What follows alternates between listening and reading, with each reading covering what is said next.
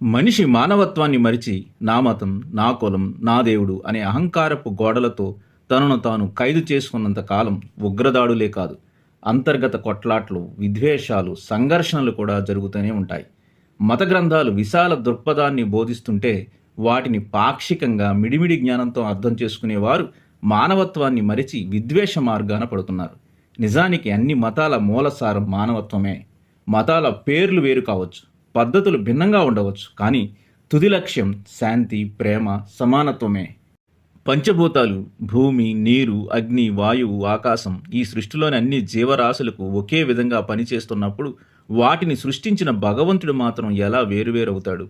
మనుషులతో పాటు ఈ ప్రకృతిలో హాయిగా జీవిస్తున్న ఇతర జీవులు ఏ మతాన్ని పాటిస్తున్నాయి, ఏ దేవుడిని పూజిస్తున్నాయి?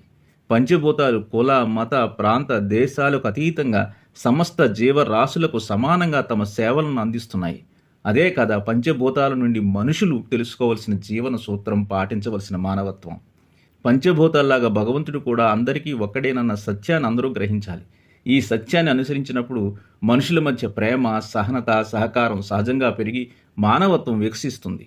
మతం మత్తులో మానవత్వాన్ని మరిచి మానవ మృగాల్లాగా తరిఫీదు పొందిన కొంతమంది ఉగ్రవాదులు 2025 ఏప్రిల్ 22న జమ్మూ కాశ్మీర్లోని పహల్గ్రామ్ సమీపంలోని బైసరాన్ లోయలో పర్యాటకులపై నిర్వహించిన పైశాచిక దాడిని కేవలం కొంతమంది భారతీయులపై జరిగిన దాడిగా మాత్రమే చూడకూడదు. మొత్తం ప్రపంచ మానవత్వ విలువలపై జరిగిన అనాగరిక దాడిగా ప్రపంచ దేశాలన్నీ చూడాలి. ఈ ఘటనను ప్రపంచవ్యాప్తంగా ఉన్న మానవతావాదులందరూ తప్పక ఖండించవలసిన అవసరం ఉంది.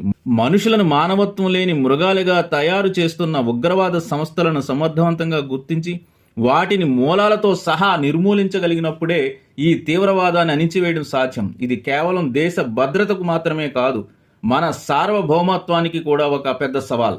ఈ ఘటనను కులం, మతం, ప్రాంతం అనే కోణాల్లో చూడకూడదు. ఇది అంతర్గతంగా మనలో మనం ఎద్దేవా చేసుకునే సందర్భం కాదు. ఉగ్రవాదం అనేది దేశ ప్రజలందరూ మతాలకు, కులాలకు, ప్రాంతాలకు అతీతంగా ఐక్యతతో ఎదుర్కోవాల్సిన సమస్య. ఒక దాడి జరిగాక కొన్ని రోజుల పాటు వార్తల్లో ఆ ఘటన గర్జిస్తుంది. ఆపై అందరూ ఆ ఘటనను మర్చిపోతారు.